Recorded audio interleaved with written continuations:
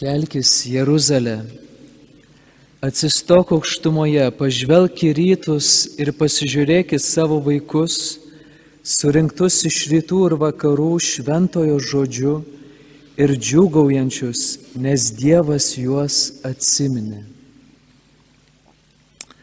Kaip gražu.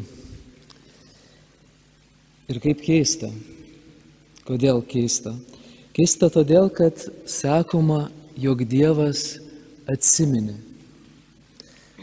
Ką tai reiškia, kad gali Dievas užmiršti?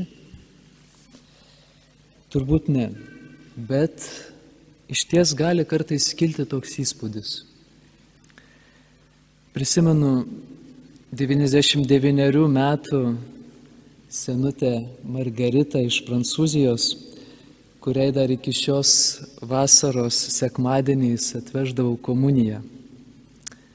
Mane pamačius, ji pirmiausia mane pasveikindavo, sakydama, bonjour mon père, tai reiškia, labą dieną tėve. Man būdavo labai juokinga, nes aš būdamas jos anūko amžiaus, jinai mane kreipdavosi mano tėvė. Tai man būdavo juokinga, tačiau nepaisant to, kad sakydavau kreiptis į mane broliu, jis vis tiek mane vadindavo tėvu. Ir neretas atvejis į manęs klausdavo, qu'est-ce que le bon Dieu va venir, quand est-ce que le bon Dieu va venir me chercher? Tai reiškia, kada Dievulis mane pasiims. Regis, kad ji jautėsi taip, lyg Dievas ją užmiršo. Ir visai neseniai sužinojau, kad ją Dievulis išties atsiminė. Šį rudenį gavau žinutę, kad ji iškeliavo pas tėvą. Deja, negalėjau dalyvauti jos laidotuvėse, bet įsivaizduoju, kad ir žinau, kad buvo atvykę jos 3 vaikai, jos anūkai, jos proanūkiai, visi artimieji. Ir kadangi jie išsibarstė po visą Prancūziją ir galbūt net už Prancūzijos ribų, galime kartu su Baruchu sakyti, kad iš šį senutės Margaritos įvykį, laidotųjų įvykį, visi susirinko iš rytų ir vakarų, nes Dievas atsiminė Margaritą. Pasakoju šią istoriją tam, kad pailiustruočiau, kad atsimena ir surenka, tai nėra abstraktus veiksmažodžiai, ypač kai jų veikėjas yra Dievas, bet jie labai glaudžiai susiję su mūsų gyvenimu ir mirtimi. Ką reiškia, kad Dievas atsimena? Atsiminti reiškia tai, kas buvo praeityje, iškelti į dabartį. Dievas atsimena reiškia, kad dabar aš patiriu, kad tai, ką Dievas darė man gero praeityje, daro ir šiandien, dabar, vėl. Vėl. Štai ką reiškia atsiminimas. Jėzus Kristus yra tas pats vakar ir šiandien, tas pats ir per amžius. Ir joks mano gyvenimo ar visos istorijos, žmonijos istorijos momentas negali sutalpinti viso Dievo gerumo. Dievas atsimena reiškia, kad aš tikiu ir galbūt net patiriu, kad Dievas gelbėja dabar ir vėl. Taigi, kaip po senutės Margaritos mirties sakau, kad Dievas ją atsiminė, iš tikrųjų išreiškiu krikščionišką viltį.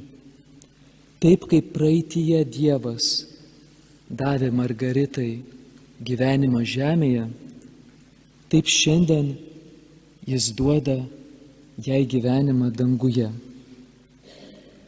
Taip, Dievas gelbėja ir Jis gelbėja visame laike. Tačiau Dievas taip pat gelbėja ne tik laike, bet ir erdvėje, ir visoje erdvėje.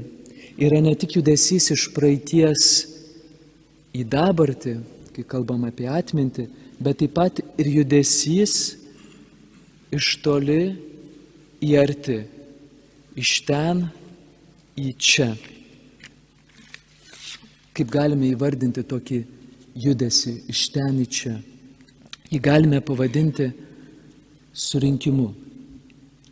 Dievas surenka. Ką tai reiškia? Tai reiškia bažnyčia. Bažnyčia, eklezija yra ne kas kitas kaip susirinkimas.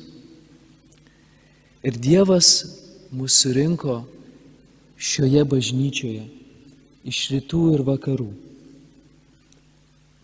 Kodėl? Kas įprastai surenka žmonės? Mes jau kalbėjom, prisimenant Margaritą, tai jau minėtos laidotuvės, tačiau taip pat ir gimimas, nes įprastai visi nori pamatyti gimusių naujagimį. Ir Dievas mus surenka kiekvieną sekmadienį į bažnyčią irgi dėl ypatingų laidotuvių ir dėl ypatingo gimimo. Švenčiame mums brangaus Kristaus mirtį ir prisikėlimą. Ir tai darome jo atminimui. Kai Jėzus per kunigą sako, tai darykite mano atminimui, jis mus kviečia šį antrąjį Advento sekmadienį tikėti ir patirti jo gerumą, jo išgelbėjimą. Taip, Dievas mus rinko švęsti jo atminimu. Surinko, tai reiškia čia, bažnyčioje. Atminimas reiškia dabar. Čia ir dabar. Iš tiesų gyventi čia ir dabar Dievo gelbstinčių gerumu, štai viso mūsų gyvenimo tikslas. Tai nėra lengva mums, nusidėjėliams, tačiau yra nusidėjėlių, kuriems tai pavyko. Šie nusidėjėliai vadinami šventaisiais. O jei tai buvo įmanoma jiems, tai reiškia, tai įmanoma ir mums šiandien.